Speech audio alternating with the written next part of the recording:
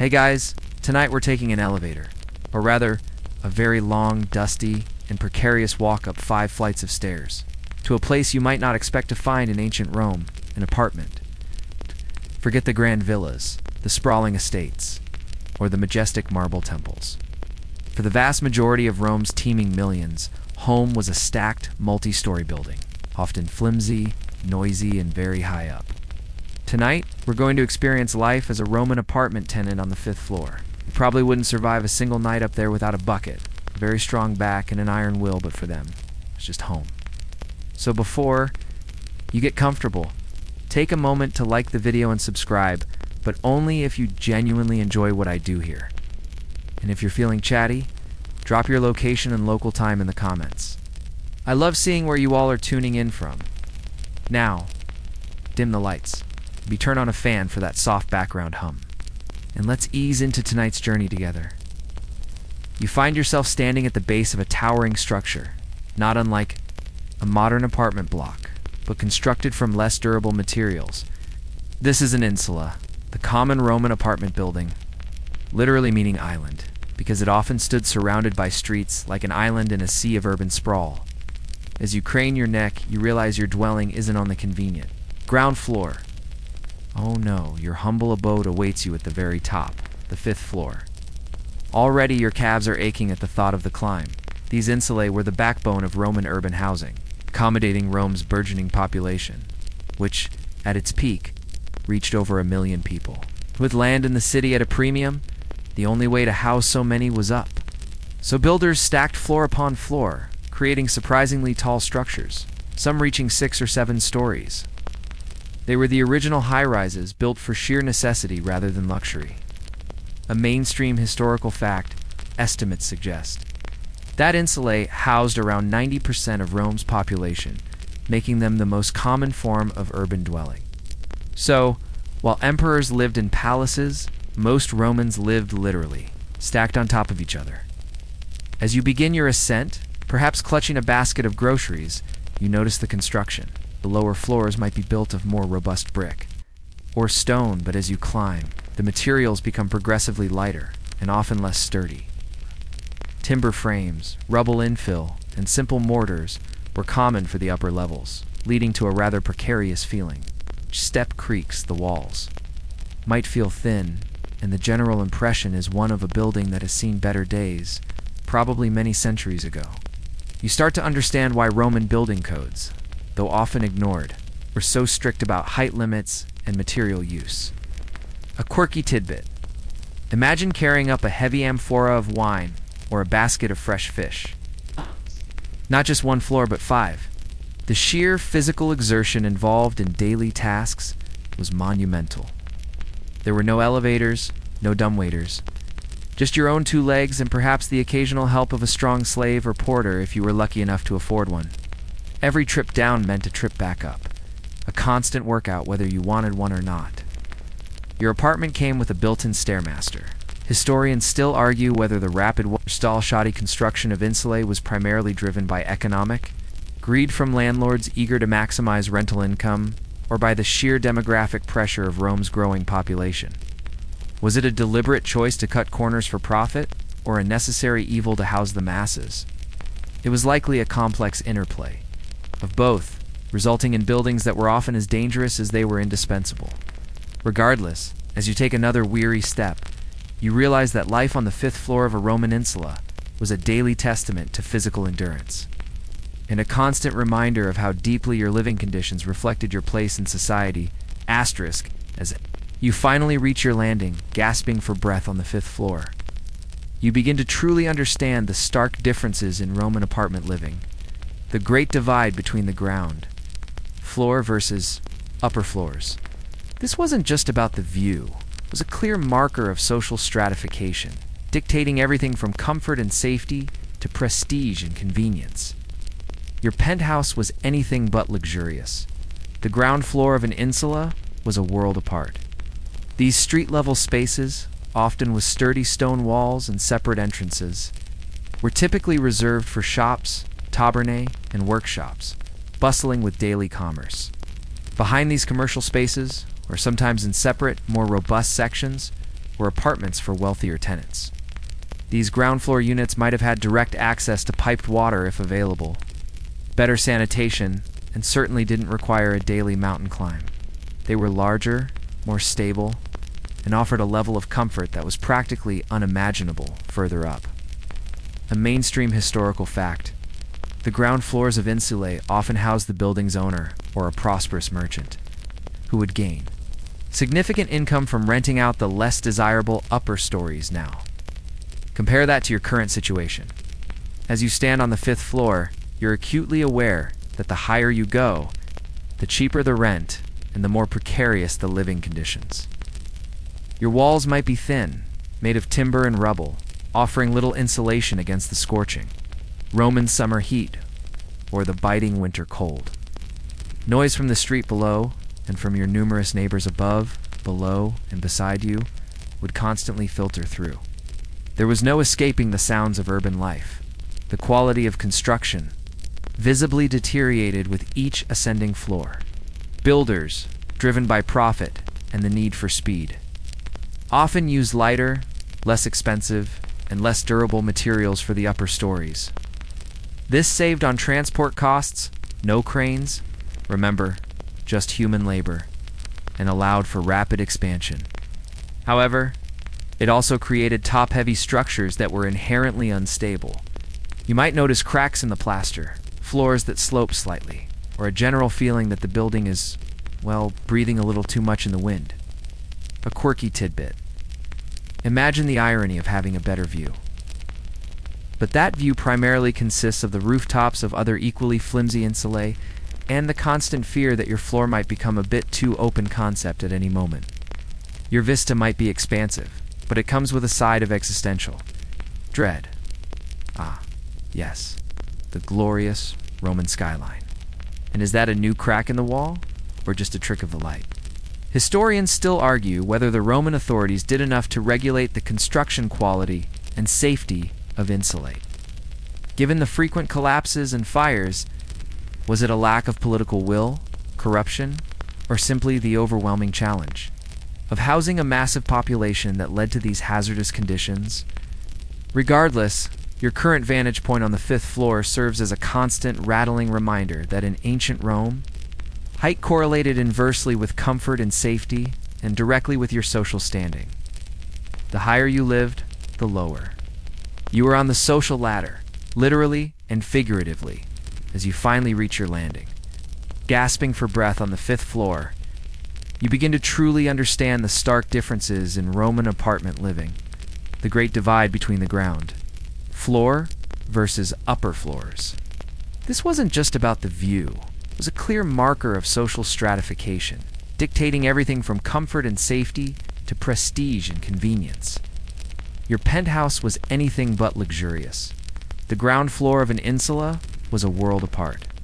These street-level spaces, often with sturdy stone walls and separate entrances, were typically reserved for shops, tabernae, and workshops, bustling with daily commerce.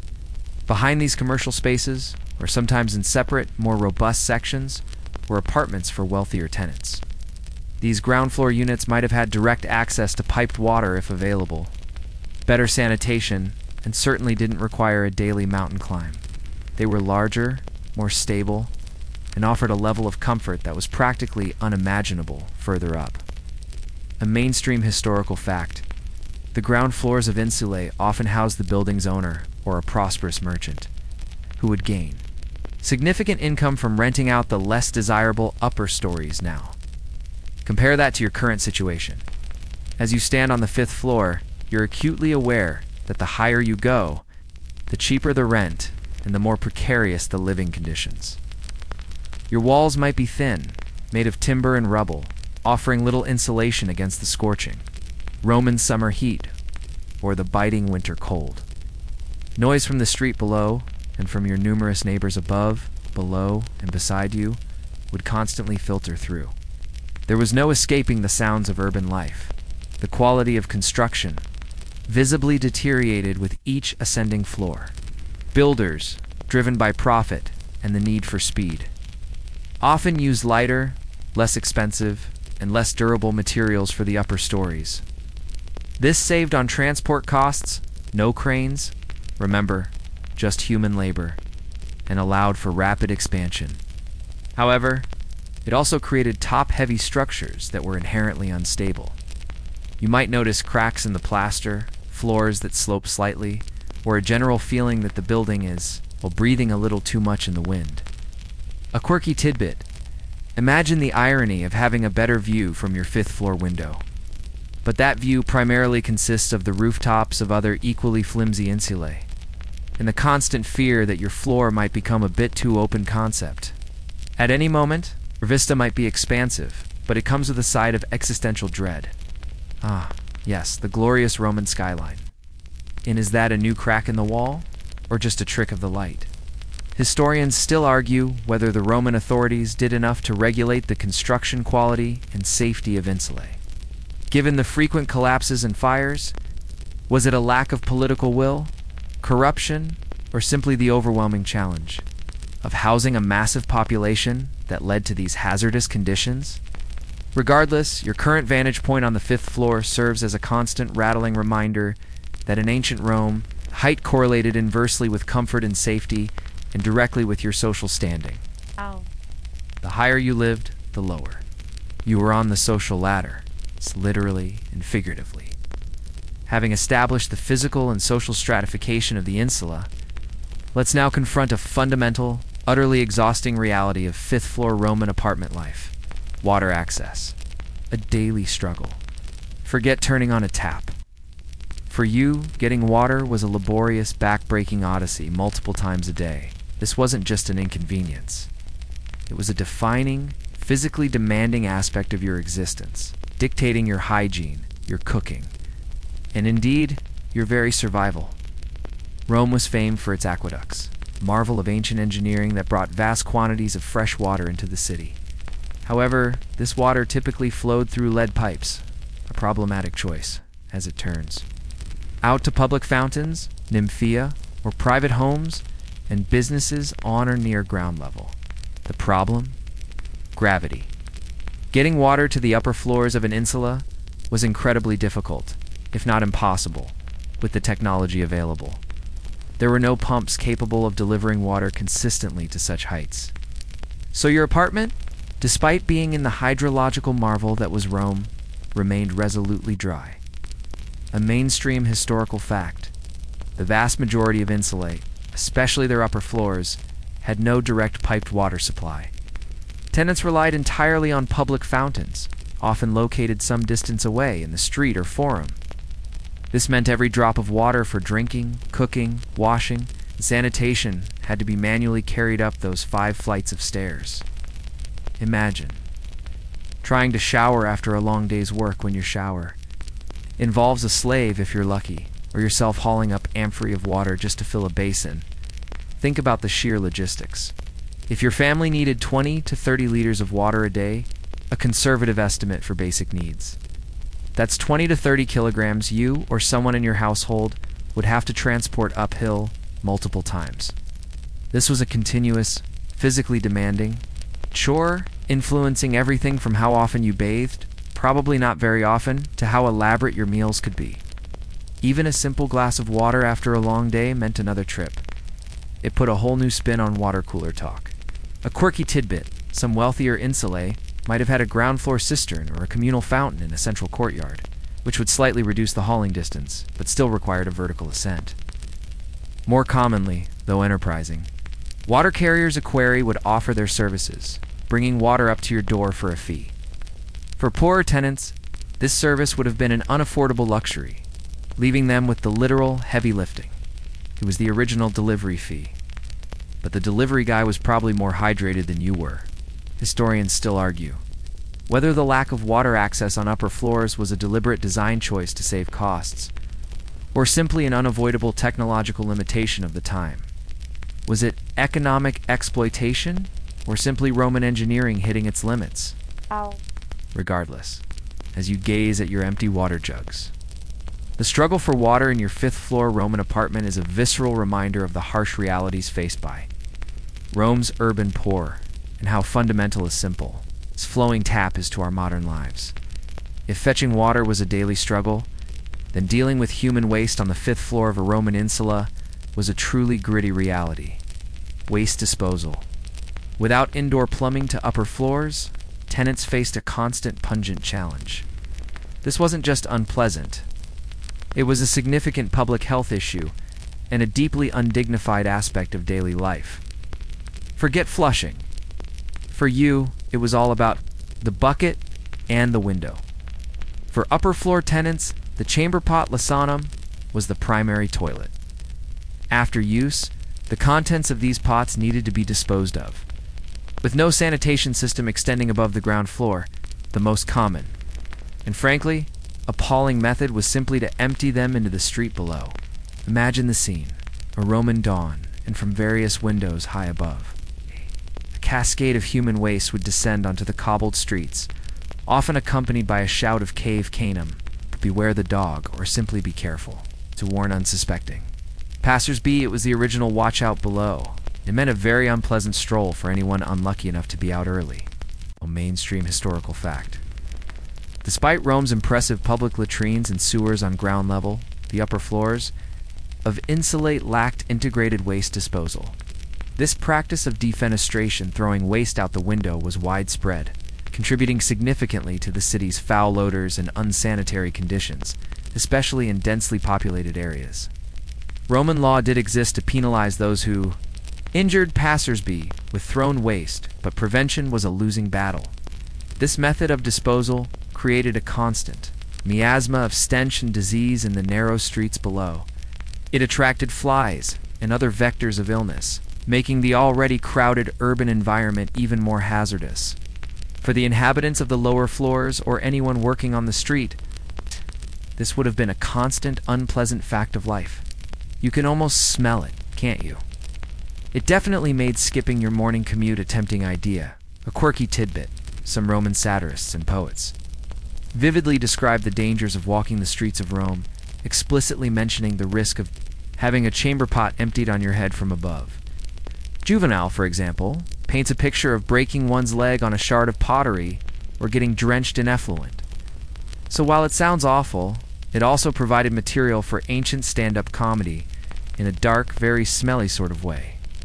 What's the deal with all the flying waste? Am I right, folks?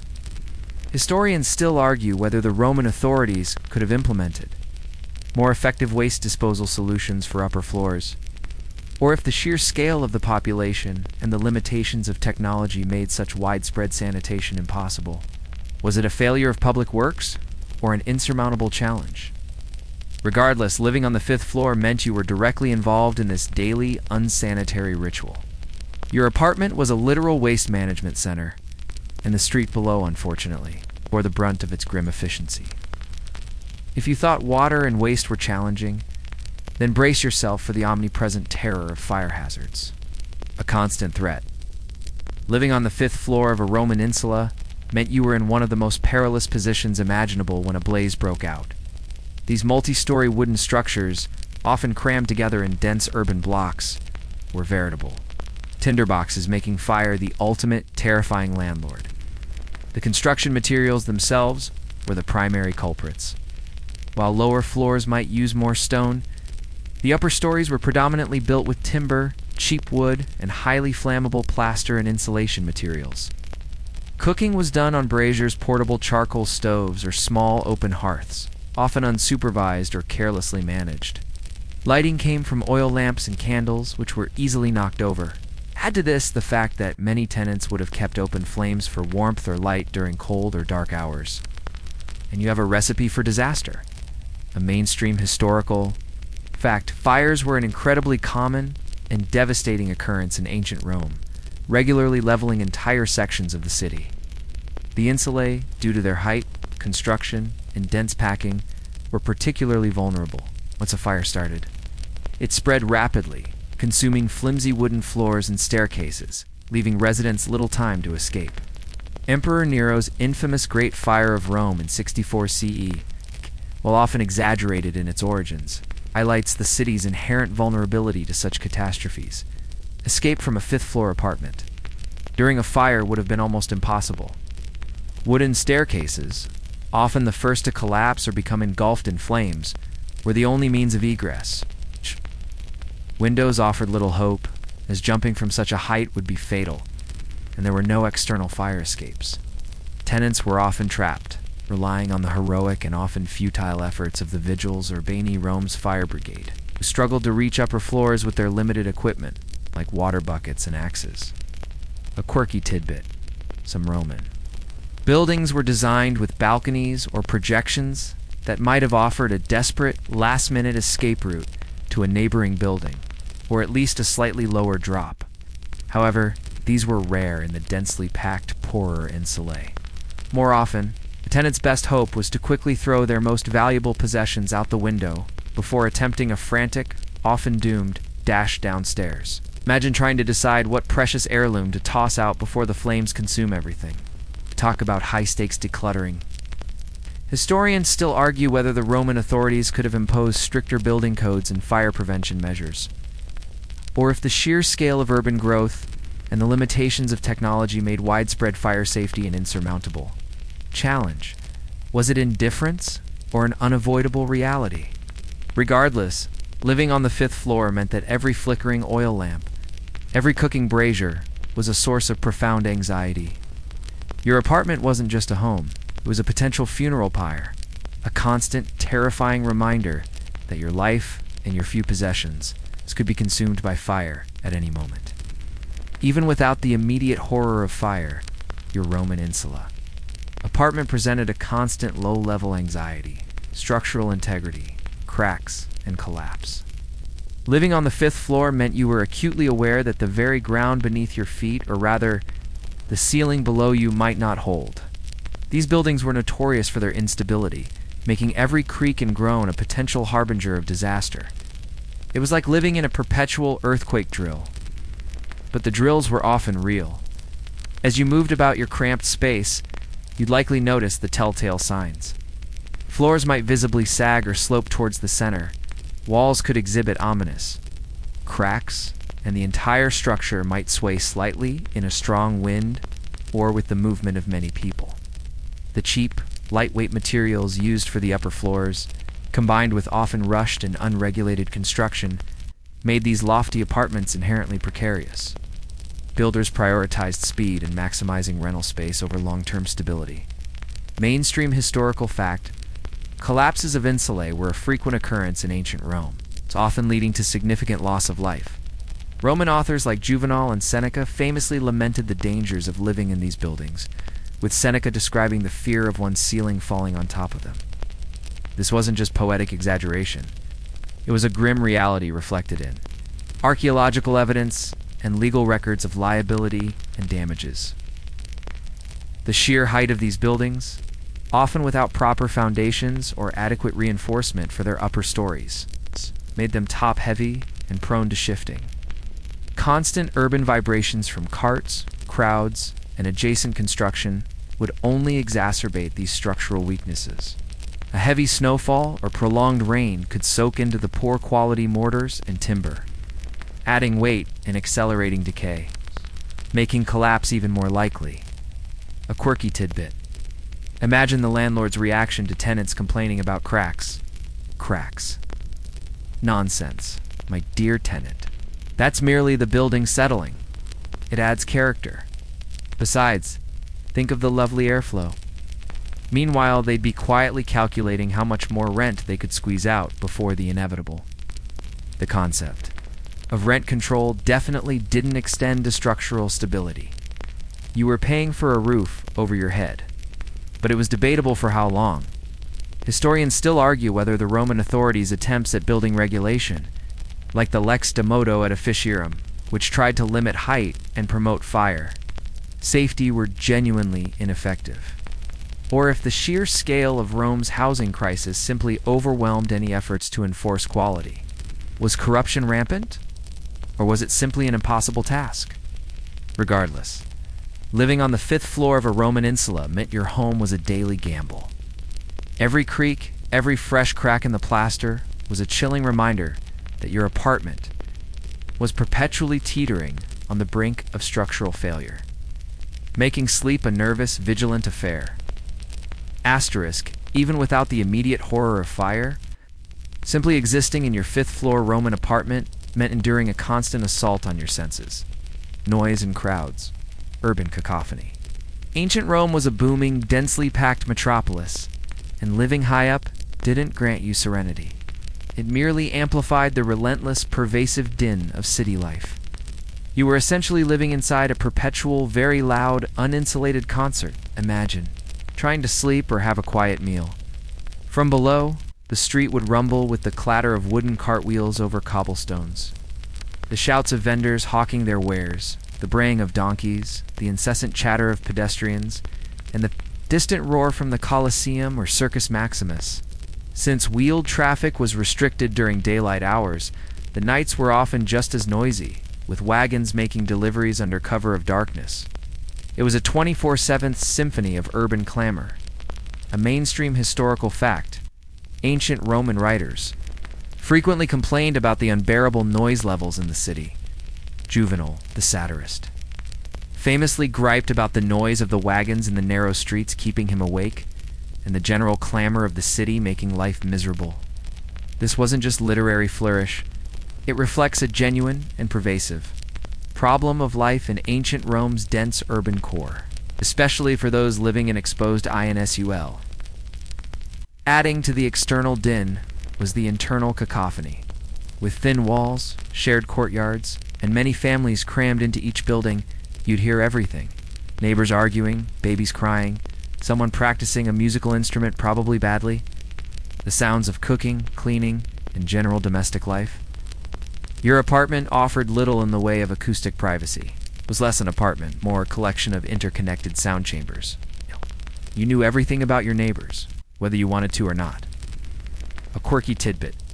Some Roman tenants might have tried to mitigate the noise by hanging thick tapestries or blankets on their walls, or by using earplugs made of wax or wool. Others probably just adapted, developing an impressive ability to sleep through anything, a sort of ancient, involuntary ASMR. Ah, yes, the gentle lull of 1,000 shouting vendors in a collapsing building next door. Almost time to drift off. It probably built character, if nothing else. Historians still argue whether the Roman urban planners considered noise pollution a serious issue, or if it was simply accepted as an unavoidable byproduct of a thriving metropolis. Were there any attempts to create quieter zones, or was the focus solely on functionality and density? Regardless, living on the fifth floor of a Roman insula meant you were perpetually immersed in the overwhelming sensory experience of a booming empire. It was a constant reminder that for the vast majority of Romans, life was a noisy, communal affair, with little room for quiet contemplation, or indeed, a truly peaceful nap. After the relentless assault of noise, let's consider another basic human need that was often a luxury on your fifth floor. Light and air, desired, not guaranteed.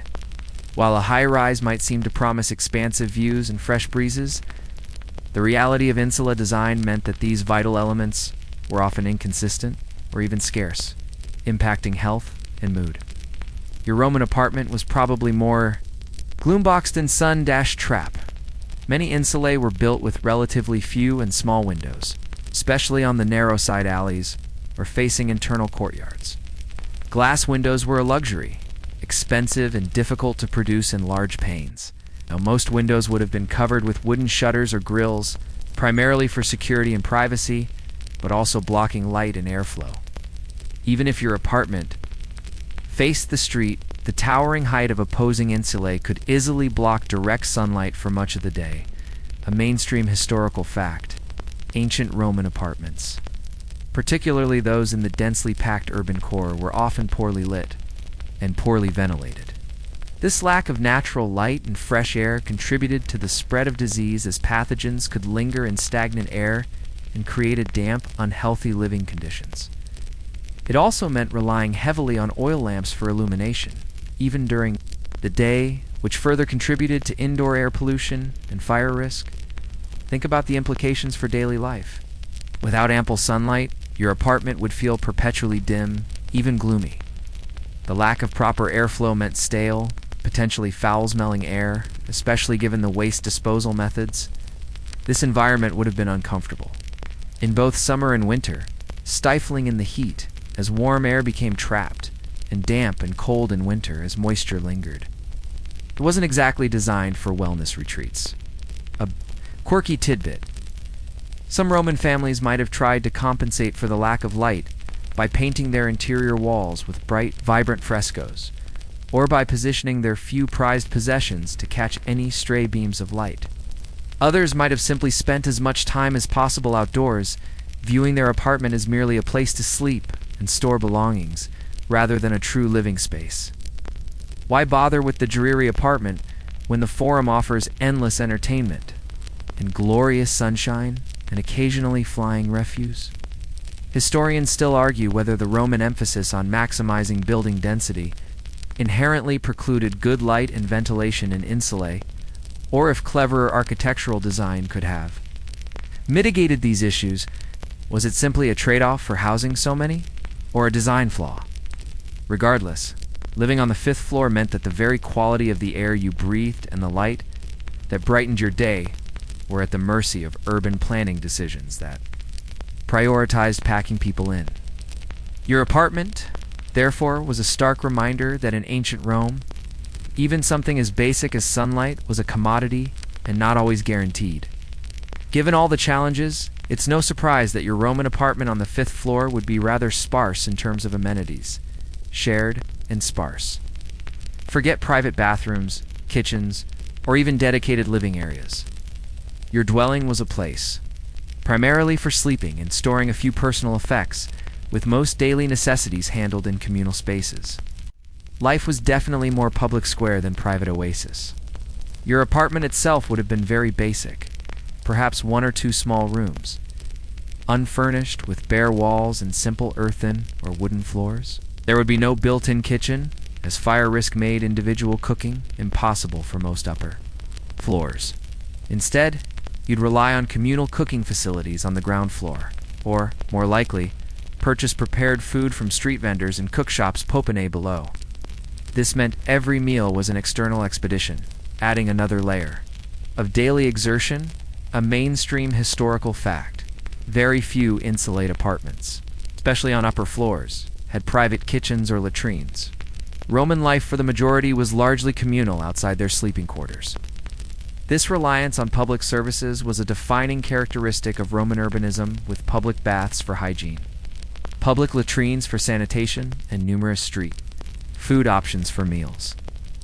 Your home was less a self-contained unit and more a private sleeping cell within a vast urban network. Bathing would involve a trip to the public baths, often a daily ritual for cleanliness and socializing. Water for drinking and limited washing, as we discussed, came from public fountains. Any significant cooking would require braziers or the use of communal ovens. Even basic furniture would be minimal, often just a simple bed frame, perhaps a small chest for belongings, and very little else.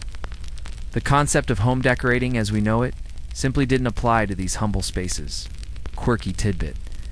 Imagine the social dynamics of sharing communal ovens or cooking areas. It would have been a bustling, noisy affair, full of gossip, arguments over limited space, and the rich smells of various dishes. Your kitchen was essentially a public stage, and your cooking skills or lack thereof were on full display for your neighbors. It certainly made every meal an event, whether you wanted it to be or not. Oh look, the Aurali are burning their lentils again. Historians still argue whether the lack of private amenities in insulate was primarily a reflection of Roman societal values where public life was prioritized, or a practical consequence of technological limitations in building density. Was it a cultural preference or a forced adaptation? It was likely a blend, as Romans did value public life, but the constraints of their urban environment certainly reinforced communal living. Regardless, your 5th floor apartment was a constant reminder that for a Roman tenant, comfort came in shared spaces, and true domestic luxury was a distant dream, quite literally, far below you. Asterisk, as if the physical challenges and lack of amenities weren't enough, your life as a 5th floor Roman apartment tenant was often further complicated by the person who held the keys to your meager dwelling, the landlord, absentee or exploitative. Unlike modern landlord-tenant relationships, Roman landlords were often distant, profit-driven figures more interested in collecting rent than in maintaining their properties or ensuring the well-being of their tenants. Many insulae were owned by wealthy aristocrats who saw them primarily as investments, a source of steady, if sometimes risky, income. They rarely lived in or even near the buildings themselves, delegating management to agents dispensatories, who were tasked with maximizing profits and minimizing expenses. This meant repairs were often neglected, safety standards ignored, and tenant complaints largely dismissed. For you, the landlord was a faceless entity, a distant hand reaching out only to demand payment, a mainstream historical fact. The Roman legal system offered tenants very few protections against exploited landlords. Leases were often short-term, for example, annual, giving landlords immense power to raise rents or evict tenants. This precariousness meant that tenants often had little recourse against dilapidated conditions or unfair practices, making them vulnerable. 2. Constant insecurity in their housing. It was a true landlord's market, where profits trumped people. The agents managing these properties were often under pressure to deliver high returns to their aristocratic owners.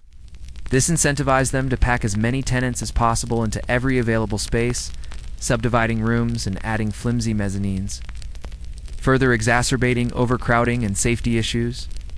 They also had little motivation to invest in repairs, viewing maintenance as an unnecessary cost that cut into profits. So, that crumbling wall in your apartment? Not their problem, as long as you kept paying. A quirky tidbit. Some Roman authors describe landlords or their agents trying various tricks to ensure timely rent payment, from locking tenants out to confiscating their meager belongings. Imagine coming home after a long day of hauling water only to find your landlord's agent has nailed your door shut because your rent was a day late. It was a tough life, and your landlord was often not on your side. I'm sorry, I seem to have misplaced. Your rent payment? Oh look, now my door is gone. Historians still argue whether the Roman state should have intervened more aggressively to protect tenants and regulate housing conditions. Was the lack of effective regulation a sign of a dysfunctional government, or simply an accepted consequence of a free market in a rapidly growing city? Regardless, living on the 5th floor meant your comfort and safety were largely dependent on the distant and often indifferent whims of an absentee landlord. Your home was less a sanctuary and more a rental commodity, squeezing out every last sestertius before, perhaps literally, falling apart. Considering all these hardships, the endless stairs, the lack of water, the grimy waste disposal, the fire risks, the structural anxiety, and the indifferent landlords, how did anyone survive, let alone thrive, in a 5th floor Roman apartment? It came down to their daily life and routines, which were fundamentally shaped by these challenging conditions. Your everyday existence was a masterclass in adaptation, resilience, and a deep reliance on public spaces. Your day would likely begin at dawn. After a quick wash using precious manually hauled water, you'd likely head out. There was little reason to linger in a cramped, unlit, and noisy apartment. Your first stop might be a public fountain to fetch water for the day, then perhaps to a public latrine. Breakfast would be a simple affair, likely bought from a street vendor. The goal was to get out and engage with the city's resources, a mainstream historical fact. For the urban poor in Rome, daily life was largely lived outdoors and in communal spaces. The forum was their living room, the public baths, their hygiene facilities, and social clubs. And the streets, their dining room. Their apartments served primarily as a place to sleep and store meager possessions. Emphasizing a public-facing lifestyle dictated by the limitations of their housing, you lived in your city, not just in your home. Your work would then consume most of your day, whether you were a laborer in the docks, a craftsman in a workshop, or a hawker in the market. Lunch would be another street food affair. After work, perhaps a trip to the public baths to socialize and clean up, a welcome luxury after a day in dusty, smelly Rome. Evening meals were also often bought, prepared, or consumed at a tavern capona. As cooking in your apartment was dangerous and inconvenient, returning to your 5th floor apartment at dusk was often a necessary but unwelcome retreat. The climb was exhausting, and the tiny space offered little comfort. Socializing, if any, would be with immediate family or very close neighbors on the same landing. Sleep would be a restless affair, punctuated by the sounds of the city below and the fear of fire or collapse. A quirky tidbit, despite the hardships. Communal living in insulae could foster strong neighborly bonds. People on the same floor, or within the same building, often looked out for each other, shared resources like a communal brazier, and warned each other of dangers. It was a shared struggle that created a unique sense of community. Oh, the fifth-floor tenants. We're practically family now. We've seen each other through 3 collapses and 2 fires, and we always share our bathwater, historians still argue. Whether this public-centric daily routine was a source of great social cohesion for Romans, or if it primarily masked the deep inequalities and struggles of the urban poor, was it a vibrant way of life or a forced existence? It was likely both, a blend of necessity and cultural preference. Regardless, your life as a fifth-floor tenant was a testament to the resilience of ordinary Romans. Navigating a challenging urban environment with resourcefulness and a strong reliance on the public infrastructure, even if it meant a perpetual uphill battle. Your daily struggles on the 5th floor of a Roman insula directly correlated with your social status and perception. In ancient Rome, where you lived was a profound indicator of who you were. And the higher up you resided in an apartment block, the lower your standing was perceived to be. Your address wasn't just geographical, it was deeply sociological. The ground floor, with its sturdy construction and direct access to the street, was considered the most desirable and expensive. This is where the wealthy merchants, minor officials, or building owners themselves would reside. As you ascended the stories, the quality of construction, size of the rooms, and amenities or lack thereof diminished, as did the social standing of the tenants. Living on the 5th floor meant you were almost certainly part of the plebs urbana, the urban poor, day laborers, freedmen, and slaves who formed the vast majority of Rome's population. A mainstream historical fact, Roman society was highly stratified, and housing was a very visible marker of this hierarchy. While owning a sprawling villa in the countryside or a luxurious domos townhouse, with inner courtyards and private facilities, was the ultimate sign of wealth and power.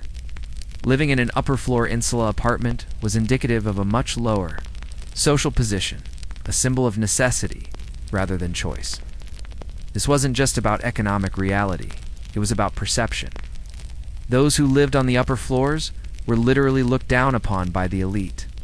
They were the ones who had to contend with the precariousness, the lack of water, the waste disposal challenges, and the constant noise. Their struggle was visible for all to see, daily navigating the public spaces for basic needs. You couldn't hide your social standing when every trip for water or to the latrine was a public display. Quirky tidbit.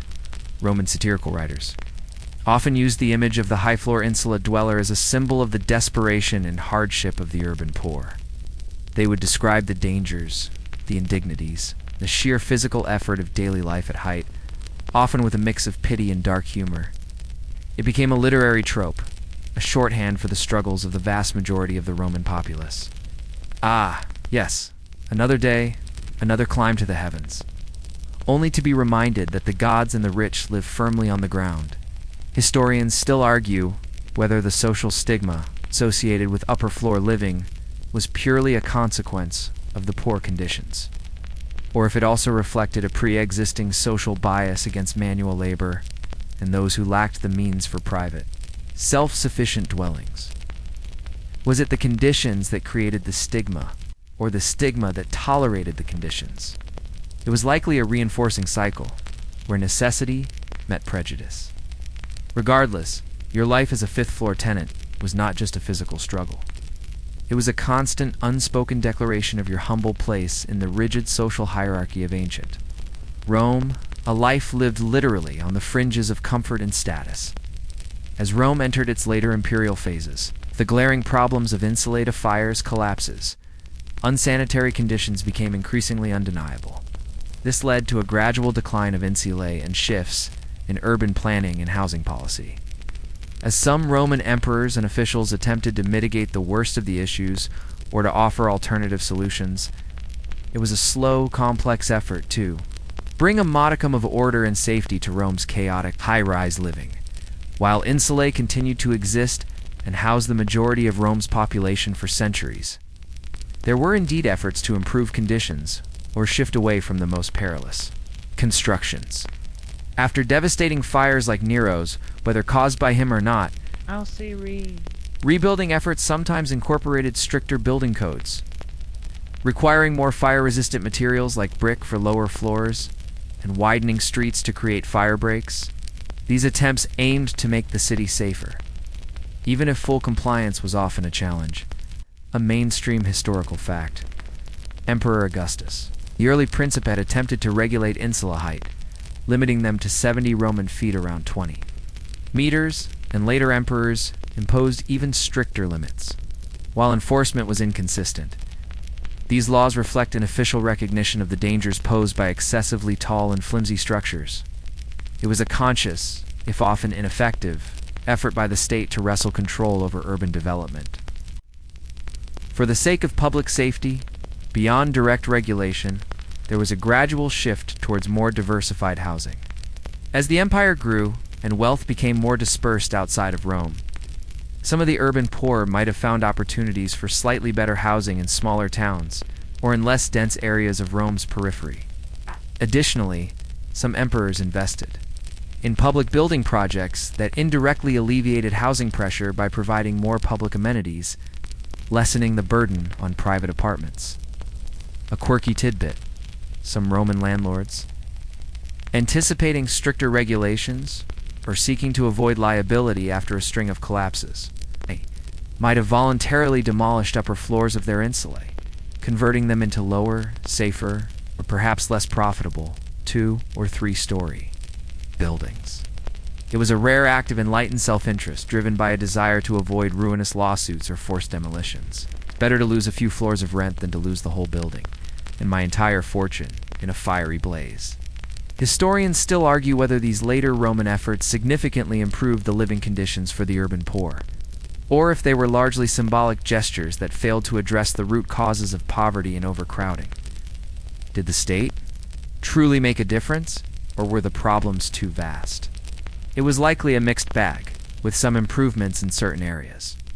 But the fundamental challenges of housing a massive low-income population persisted. Regardless, the decline of the most egregious insulae reflected a growing awareness, however. Slow, that the cost of unchecked urban growth was measured not just in square feet, but in human lives and suffering. The very top floors, like yours, eventually became less common, a small mercy for future generations of Roman tenants. As our Roman journey draws to a close, it's time to reflect on the enduring legacy, echoes in modern cities. While you might not live in a flimsy wooden tower with no running water, the challenges and solutions of Roman apartment living resonate surprisingly loudly in our contemporary urban landscapes. From the sheer verticality of our skylines to the ongoing debates about affordable housing, the ghosts of insulae still haunt our metropolitan dreams. Think about the fundamental problem: urban density. Rome faced it, and so do virtually all major cities today. With limited land and growing populations, the only way to house masses of people is to build upwards. Our gleaming skyscrapers and concrete apartment blocks are direct descendants of the Roman insula, built for the same basic purpose: cramming as many people as possible into a confined space. The scale has changed, but the vertical imperative remains, a mainstream historical fact. Modern urban planning concepts like zoning laws, building codes, and public utilities, water, sanitation, fire services are, in many ways, direct responses to the chaotic and dangerous conditions of ancient cities like Rome. The lessons learned from centuries of insula fires and collapses directly informed the development of safer or regulated high-rise construction. We built better partly because Romans built so badly and often paid the price. The social stratification linked to height also has subtle echoes. A less overt, penthouses still command the highest prices, offering luxury at the top, while lower floors or ground-level units in less desirable areas can still reflect economic disparities. And the challenges of vertical living persist: the reliance on shared infrastructure, elevators, water pumps, the challenges of waste management, though thankfully, now with plumbing, and the constant negotiation with noise and high density. Environments. A quirky tidbit. Imagine a modern architect sketching a new high-rise with a tiny, whimsical Roman insula subtly incorporated into the corner of the blueprint. A silent nod to the ancient precedent of vertical mass housing. It's a reminder that beneath all our technological advancements, the core human needs and urban challenges remain remarkably similar. It's a bold new design, but effectively, it's just a really tall insula with Wi-Fi. Historians still argue whether the Roman experience offers clear cautionary tales or merely historical parallels for modern urban planning. Are we doomed to repeat their mistakes with overcrowding and infrastructure strain? Or have we truly learned how to build sustainable, humane, high-density living? It's a complex question, but the Roman insula stands as a powerful testament to the timeless challenges of urban life, regardless. As you look out your own window, perhaps at another apartment building across the street, you can see the faint, enduring outline of Rome's ancient vertical ambition and the daily struggles, now thankfully mitigated, that define the life of a fifth-floor Roman tenant. As our Roman journey draws to a close, the city's ancient clamor fades into the quiet hum of your own modern life. Let's bring our exploration of apartment tenancy on the fifth floor to a gentle, reflective end. We've climbed those endless stairs, felt the lack of water, smelled the streets, and fretted about fire. All to understand a defining aspect of life for millions in ancient Rome. Now, as the ambient sounds of your comfortable home take over, allow the echoes of their daily struggles to softly inform your appreciation of modern, urban conveniences. You can almost feel the phantom ache in your calves from the endless trips up and down, the thirst from a distant fountain, the subtle anxiety of a creaking timber.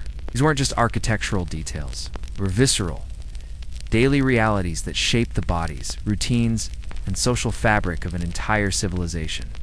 The resilience of the Roman urban poor, adapting to these harsh conditions, is a quiet testament to human endurance, a reminder that even in seemingly dire circumstances, life finds a way to organize itself. The very air around you, now clean and temperate, feels like a luxury unimaginable to your Roman counterpart. The water that flows effortlessly from your tap, the flush of your toilet, the solid, unyielding floor beneath your feet. These are not just conveniences. They are triumphs of engineering and public health, born in part from the very problems that plagued the insulae. They whisper a story of progress, quiet gratitude for the lessons learned from ancient challenges. Remember the paradox? Rome, a city of monumental aqueducts and grand public works, yet one where most citizens hauled water by hand to their high-rise homes. This disjunct highlights the enduring tension in urban planning between grand visions and the gritty realities of mass housing. It's a tension that still exists today, in different forms, as cities grapple with affordability, density, and quality of life for all residents. So, as you settle into your own bed tonight, feeling the comforting stability of your dwelling and the ease of modern amenities, spare a thought for that Roman tenant on the fifth floor. Their struggles, their resourcefulness, their precarious existence are threads woven into the very fabric of urban history. Their life lived high above the bustling streets was a daily exercise in resilience, a stark reminder of the fundamental human need for shelter, and the price, both literal and metaphorical, that people are willing to pay for it. Allow your mind to drift now, letting go of any lingering anxieties about ancient fires or phantom plumbing issues. Embrace the quiet comfort of your own space. Let the soft hum of modern life lull you towards a deep, peaceful slumber. The city outside, in its ceaseless rhythm, carries on, echoing the ancient past. But thankfully for you, with far fewer dangers lurking just a floor above now, dim the lights, maybe turn on a fan for that soft background hum. And let's ease into tonight's journey together. Sweet dreams.